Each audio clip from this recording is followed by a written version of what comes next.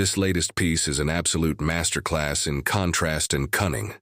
We're immediately thrown into Dalantai's intelligence mission, which hilariously devolves into a shopping spree for advanced Han goods like Carbide lamps. He thinks he's being shrewd, but he's completely mesmerized by the Han's organized prosperity, a world away from his own tribe's desperate scrabbling. It's a stark, almost pitiful display of cultural magnetism. Then, the gears shift to Niu Wei, whose calculated defection is utterly gripping. His anxiety about his utility value and the sheer pragmatism of his betrayal are so well drawn. He's a man acutely aware the ground is shifting beneath his feet. And the Han Chieftain, orchestrating events with such chilling foresight, now tasks Niu Wei himself with devising the plan to take Zhudao. The sheer audacity. What on earth has this desperate, newly turned elder proposed that has even Han officials? Nervous? Niu Wei's proposal soon landed on your desk again. As you opened it and read its contents, you couldn't help but be utterly stunned. Niu Wei's idea was simply too radical. He actually wanted to organize a friendly, large-scale diplomatic visit inducing Chieftain Xin to bring most of the elders to the Han tribe for an on-site inspection. Then the Han tribe would directly act to place them all under house arrest. Afterward, the Han tribe could issue orders to Zhudao in Chieftain Xin's name, with Niu Wei himself acting as an intermediary, serving as your mouthpiece. This way, whatever the Han tribe wanted to do in Zhudao in the future, they would directly order Niu Wei. Niu Wei would then return and claim it was Chieftain Xin's arrangement, and use the chieftain's name to swiftly annex and reform Zhudao, aiming to gain actual control of Zhudao as quickly as possible. What unparalleled audacity! What is this called? Holding the Son of Heaven hostage to command the feudal lords? No, holding the chieftain hostage to command Zhudao? It must be said, this idea was very tempting. Compared to your boil the frog slowly plan, which required years of continuous investment, this was practically instant results.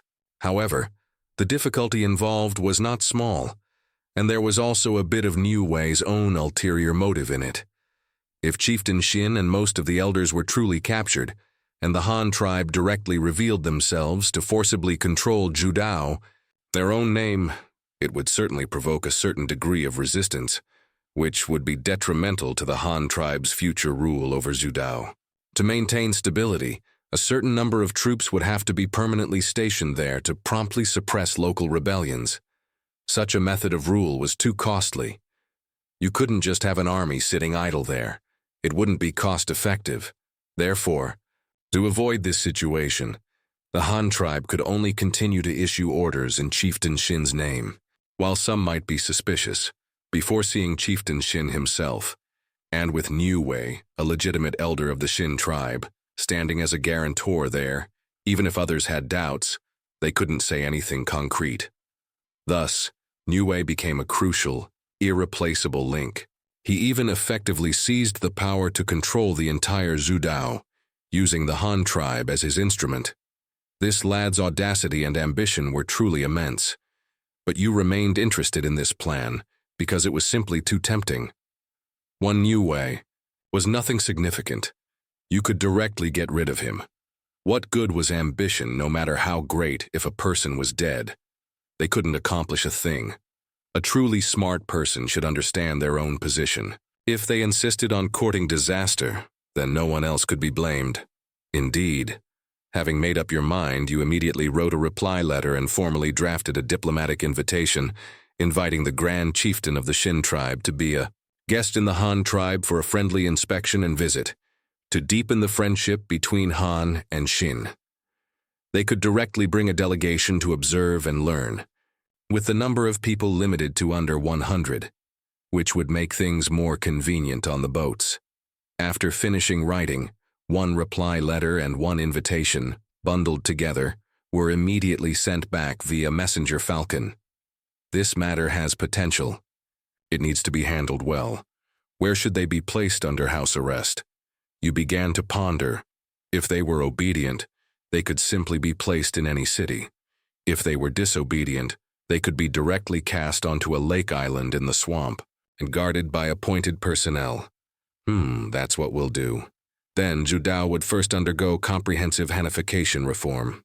This could be done under the pretext that after Chieftain Xin's inspection of the Han tribe, he found everything about it excellent and the people's living standards very high, and thus proposed a policy of comprehensive learning from the Han tribe.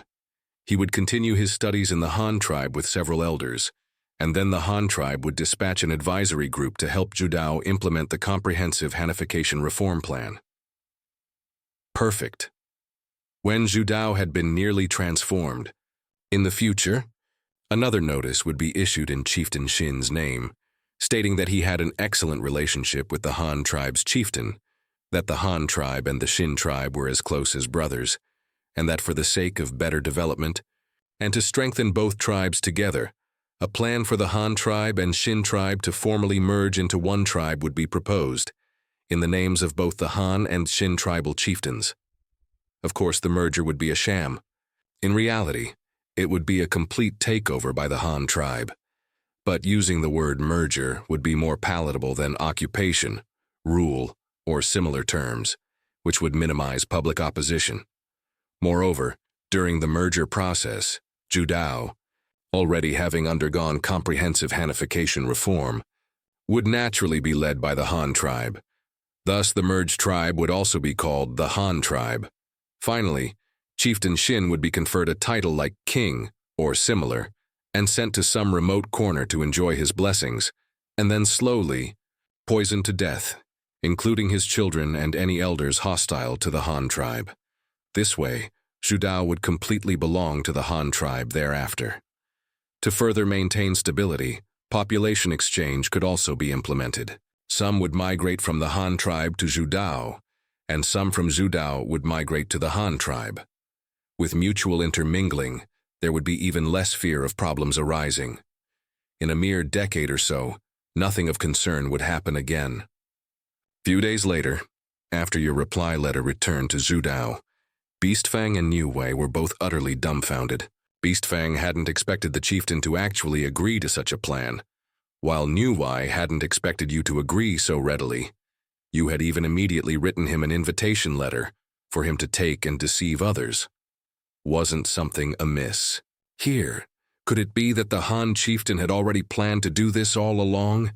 Had he already guessed what I would think? This was truly terrifying. What Niu Wei hadn't realized was that while he had only proposed an idea, you had already thought out the plans for the next decade or so. Such profound foresight was indeed beyond his grasp. This was the difference between mere tactics and a national development strategy. Niu Wei's was merely cleverness. Yours was the true strategic level policy. Niu Wei, who had received the invitation and approval letter, was excited, happy, and also apprehensive.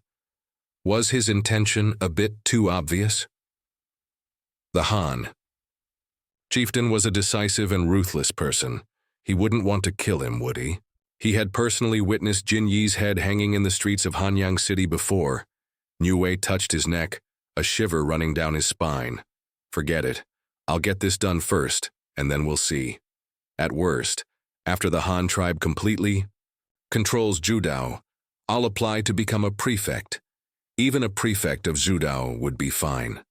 Zhudao was so large, with a population of no less than 100,000. According to the Han tribe's current division methods, it would surely be divided into 4 or 5 prefectures. At that time, asking for one prefecture wouldn't be excessive.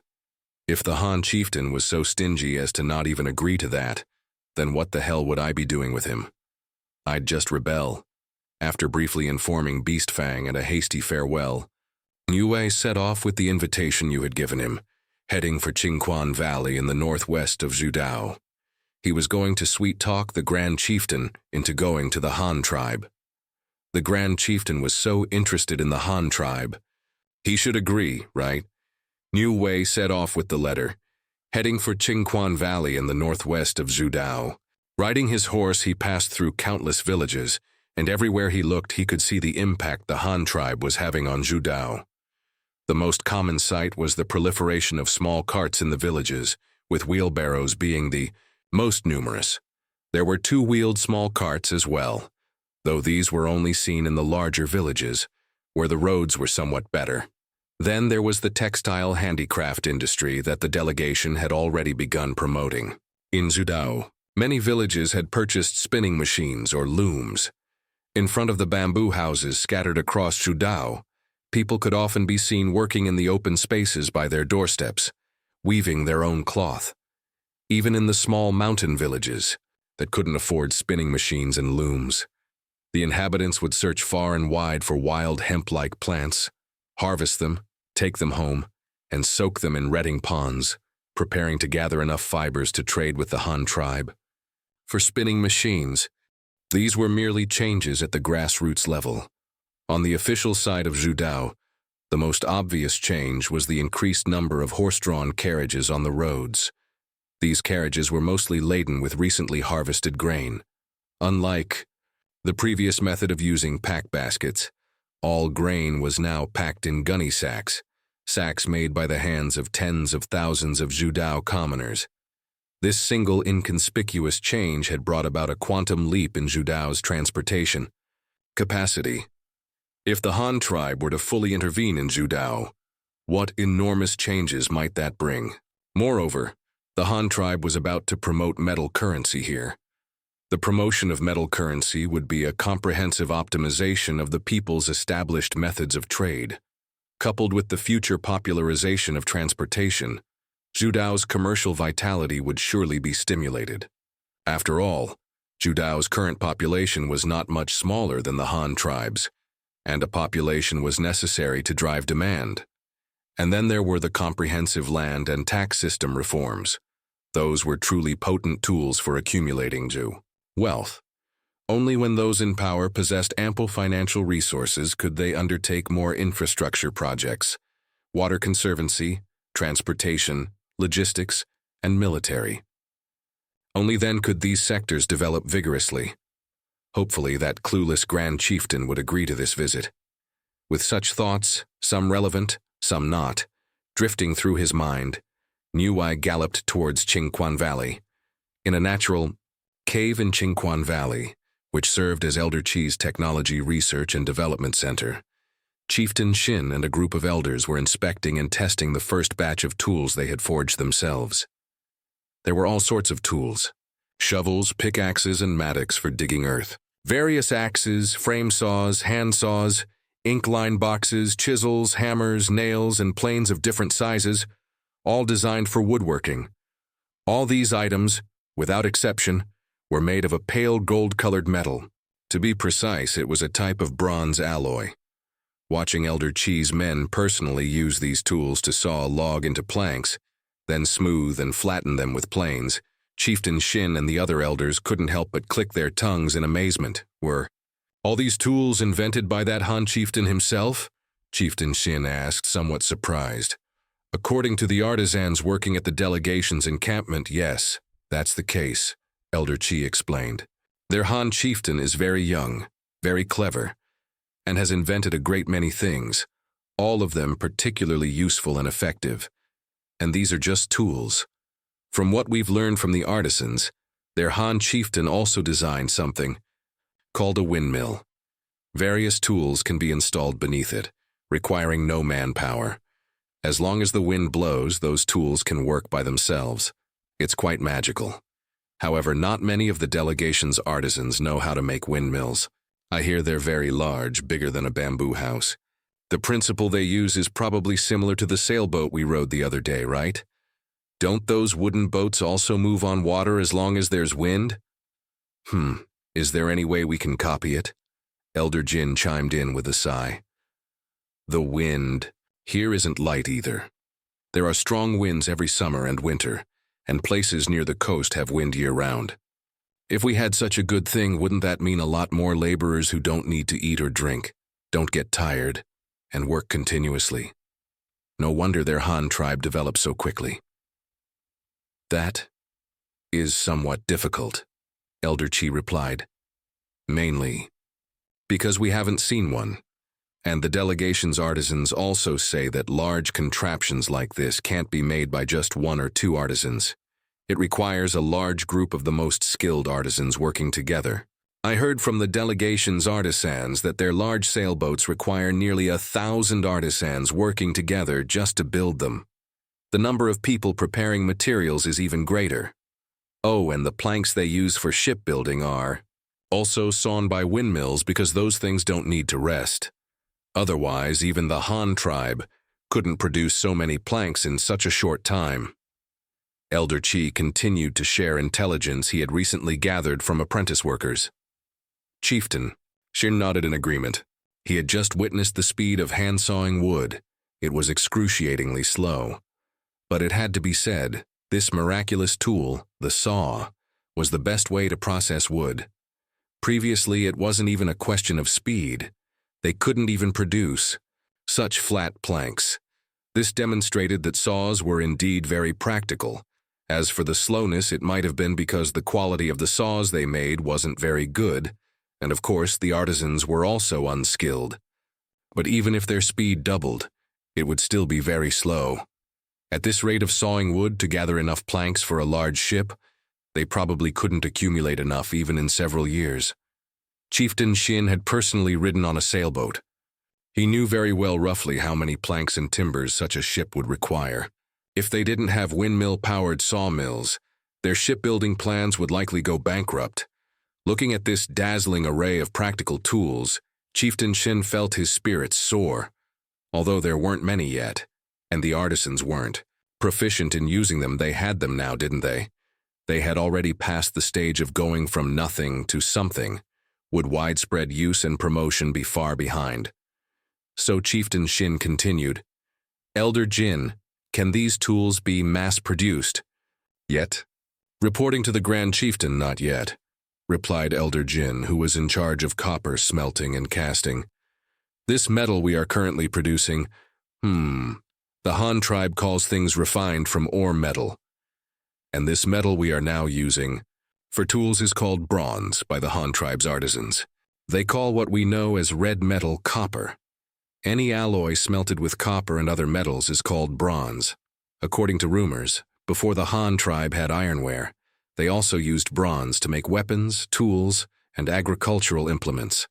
But their bronze was smelted from copper and a white metal called tin. We don't have tin, so the bronze we use to imitate tools is smelted from our red metal and the iron sold by the delegation. According to them, this is called a copper-iron alloy. So what limits our bronze production is actually how much iron material we can obtain. If there's more iron, then naturally we can make more bronze. As long as it's copper smelted together. With other metals, it's all called bronze. Chieftain Xin didn't quite understand, so he could only continue to ask, Yes, Chieftain. If it can be made into bronze like that, then can't we use our red metal and white metal to smelt bronze? Must it be iron? Chieftain Xin suggested. That definitely won't work. Before Chieftain Xin, a layman in these matters, could press further, Elder Jin explained. Although any alloy made by smelting with copper is called bronze, the uses of the resulting bronze differ depending on the metals combined. Take tools and weapons, for example. The bronze used must have a certain hardness, but our white metal and yellow metal, the Han tribe calls them silver and gold. Both these metals are relatively soft, not even as hard as copper. If these two metals are added to bronze, you'll only get a bronze softer than copper. Such bronze cannot be used to make weapons and tools. For now, we can only smelt these three metals, but it just so happens that none of them are hard metals. As for the tin the Han tribe people talk about, we haven't found any, nor do we know what its ore looks like. And iron, we have even less idea if we have it or not. I heard from people in the Han tribe delegation that their chieftain once discovered a small island floating in the sky. From this, he deduced there was iron ore beneath the island, and indeed, they dug out iron ore.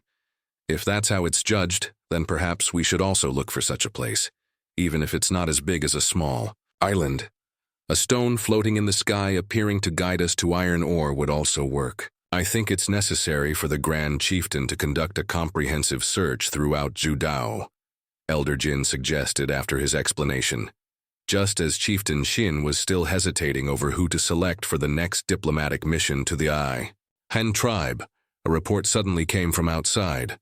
Niu Wei had returned. Speak of the devil. It was a good time to see what he had to say. If this fellow still had some use, Xin wouldn't mind sending him to the Han tribe again. At the very least, he was more familiar with the place. Let him in, Chieftain Xin nodded. Conveniently, most of the elders were already here, so there was no need to find a place for a meeting.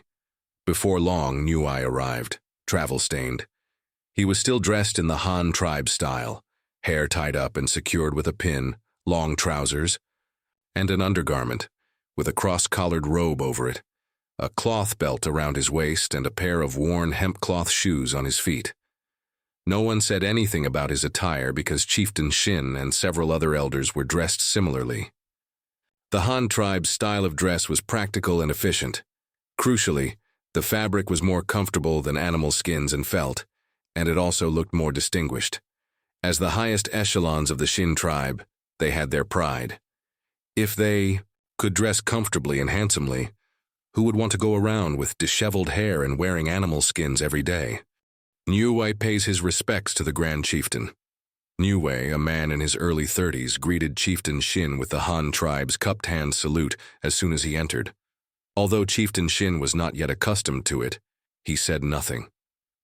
Here you've been observing at the delegation's encampment these past few days. What have you discovered? Is the technology they're giving us the Han tribe's best? Chieftain Xin asked, getting straight to the point. When was I observing them at the delegation's encampment? Niu Wei was a bit bewildered, but seeing Elder Zhu nod slightly at him from the side, he understood. Old Zhu was covering for him. Could he also be one of the Han tribe's people? Pushing these stray thoughts aside, Niu Wei considered Chieftain Xin's question. After organizing his thoughts a little, he replied, Reporting to the Grand Chieftain, I have made discoveries. Regarding the technology you asked about, some of it is good, but some is not their best. Then tell me all about it. Chieftain Xin pinched the bridge of his nose after hearing this. The delegation was indeed up to something again. This technology isn't the best? What kind of better technology is Elder Niu referring to? Evidently, Elder Qi's focus was different from Chieftain Xin's. He only cared about his own technological matters. As for what the Han tribe delegation was up to, it was none of his business. Let's talk about the technology first, then. The brush, ink, paper, and inkstone were technologies the Han tribe promised to give us. Oh, and movable type printing technology, as well as block printing technology. It's just that because we don't have paper temporarily, we can't do this yet. The technology for brush, ink, paper, and inkstone is inherently simple. There's no distinction of high or low quality. However, in papermaking, due to different raw materials, the methods and quality of the finished product also differ. Our Zhudao has a lot of bamboo, so the Han tribe taught us to make paper from bamboo. The quality of bamboo paper is quite good. I've used it in the Han tribe, so you can rest assured about this. As for movable type printing, the Han tribe uses metal. Movable type. The Han tribe certainly won't give us this for free, but we can buy it with copper. Their metal movable type is cast from bronze alloy. And block printing. Don't we have carving knives and wooden boards now? We can carve them ourselves. There's no distinction of superiority or inferiority there either. In terms of transportation, the vehicles the Han tribe sold us are relatively ordinary, but they can be considered quite good. When I was in the Han tribe, I saw a type of four-wheeled heavy-duty transport carriage. The front wheels of that carriage could even turn. It was made entirely of iron and wood, and could carry a lot of things at once, but it had slightly higher requirements for roads, so we don't need to consider that for now. As for the rest, in shipbuilding, judging by these woodworking tools laid out here, we can already try to make them. Even if the Han tribe doesn't give it to us, we can figure it out ourselves. Regarding other technological matters, there's also the technology for weaving cloth. What we are currently learning is not the Han tribe's best. The Han tribe's textile technology is very advanced. This can be seen from the cloth they weave. You should have seen the Han tribe's very wide cloth, right? But the looms they sell us simply can't weave that. I know the Han tribe has a flying shuttle loom. Its efficiency is more than 6 times that of the looms we use now. It's faster and easier. One weaver can match 7 or 8 of our people weaving simultaneously. Niu Wei thought for a long time, and finally chose to tell the truth. How could he gain everyone's trust without telling the truth? Besides, these truths weren't really a big deal. As long as the people in front of him weren't fools, they should understand that it was impossible for the Han tribe to directly transfer their most advanced technology to them. "It's that much different?" Chieftain Xin and the elders exclaimed. Although they had mentally prepared for this, knowing that the Han tribe's technology for their own use would certainly be superior to the export versions sold to them, they were still stunned by the disparity. "Elder Niu, what's the difference between that flying shuttle loom you mentioned and the ones we use now? Why is it so much stronger than the ones we use?" Elder Chi asked curiously. As the head of the Technology, Research and Development Department, Elder Chi was responsible for replicating a series of machines, including textile technology. But when he learned that the machines he considered very advanced were already obsolete technology for the other side, he couldn't help but feel shocked, surprised, and deeply inferior. "I'm not too clear either.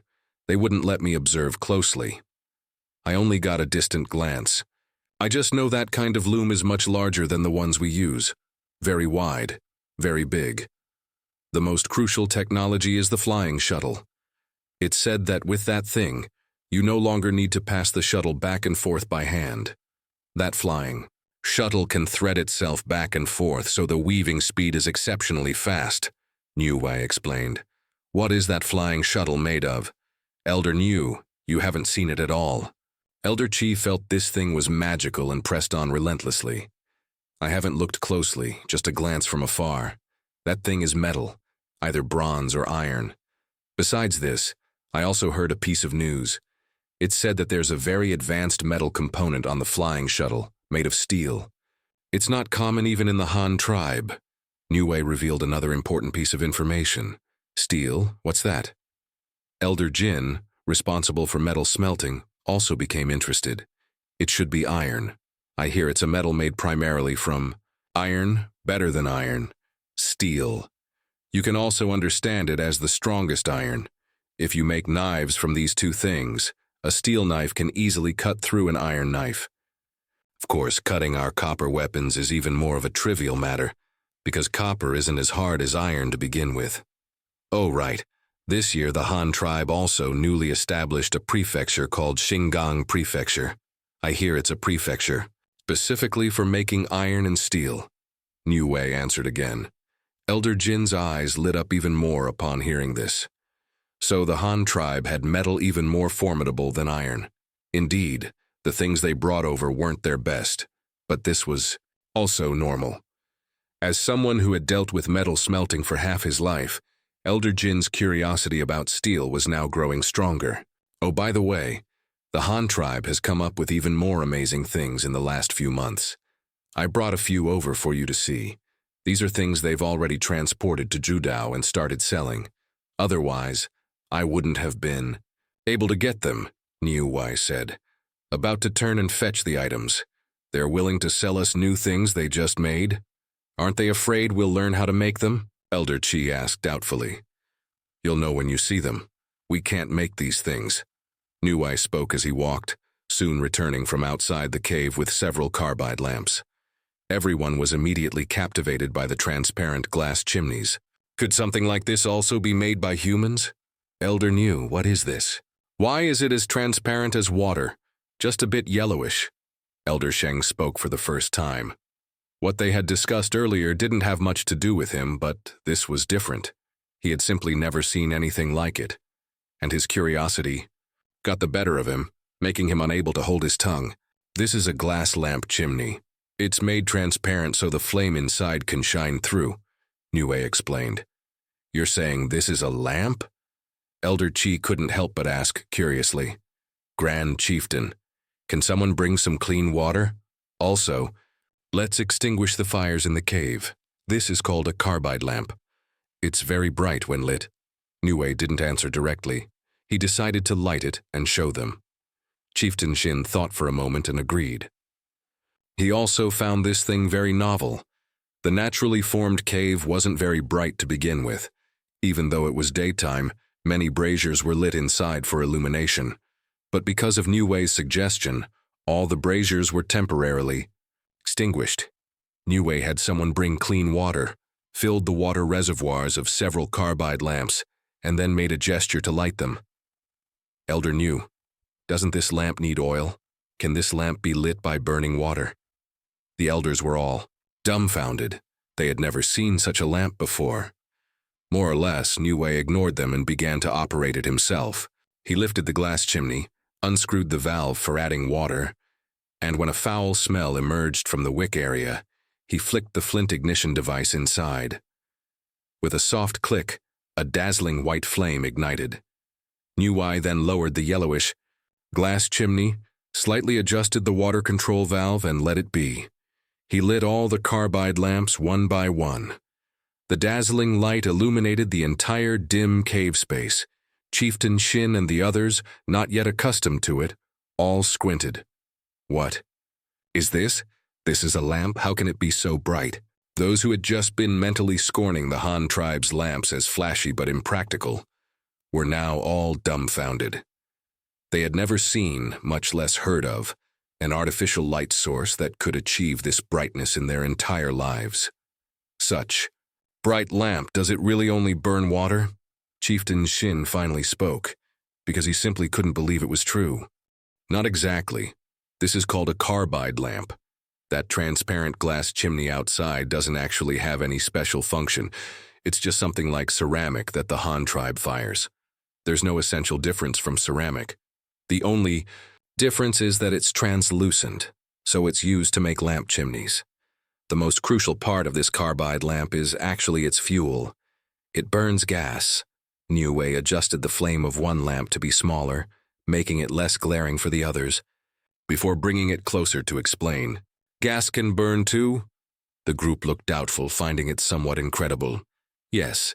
Niu Wei found a water bowl, then took out a piece of calcium carbide to introduce it.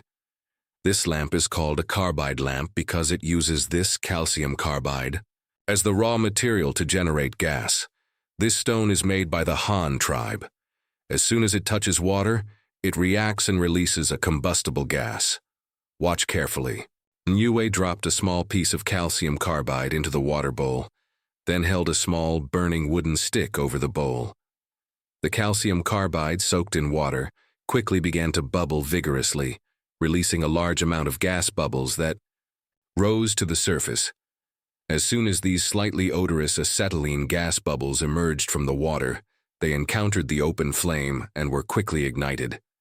With a soft poof, a dazzling white flame burst forth on the surface of the water in the bowl. Niu Wei removed the wooden stick, but the reaction in the bowl continued. Just as one flame was about to die out, new acetylene gas from below the water surface replenished it. Thus, an eerie, flickering white flame danced on the surface of the water in the bowl. This wondrous sight of fire and water coexisting and interacting made Chieftain Xin and the surrounding elders widen their eyes.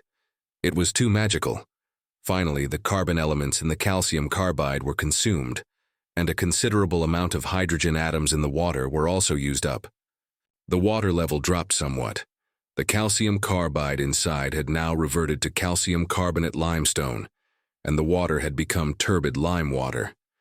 The reaction was completely over, and the bright flame disappeared. How magical, Elder Sheng! An Elder Qi exclaimed after holding it in for a long time. This is newly made by the Han tribe, Chieftain Xin asked. That's right. As soon as it was made, it sold very well in the Han tribe. Although it's a bit expensive, requiring several days' wages for a worker to buy one, it's practical. In the long run, it's actually more economical than oil lamps because calcium carbide is relatively cheap. Later, the Han tribe sold it to the grasslands, and now carbide lamps are selling very well on the grasslands too. These ones I brought back were sent over on the same boat as me when I returned a few days ago. Besides these, the Han tribe recently built a lighthouse to guide ships at night, also made with this kind of carbide lamp, but much larger. That lamp is as big as a house. In the dark of night, it can emit a white beam of light that can illuminate a distance of several tens of kilometers. Woo. Probably the distance one can cover by riding a horse for half a day, Niu Wei added. That far? So the lighthouse the delegation members talked about was made with this kind of thing. I didn't expect it to be so powerful. That's right. The Han tribe has many good things. The most crucial thing is that they develop particularly quickly. If you don't see them for a while, you won't know what strange things they've come up with next. The gap between us and the Han tribe is still very large. Therefore, in order to catch up with the Han tribe as soon as possible, I propose to the Han Chieftain to give us another chance to send a delegation. This time, the delegation can bring more people. The purpose is to exchange and learn from the Han tribe, as well as to inspect and visit. The Han Chieftain is also very interested in this matter. He even personally wrote a letter inviting the Grand Chieftain to lead a delegation of Xin tribe elders to visit. I reckon he probably wants to sell us something again to make money, or he wants to buy something from us. Grand Chieftain, look, this is the Han Chieftain's personal letter. Are you going this time? After Niu Wei finished speaking, Chieftain Xin showed no reaction, but several surrounding elders began to get excited. They had long been thinking about how to get such an opportunity.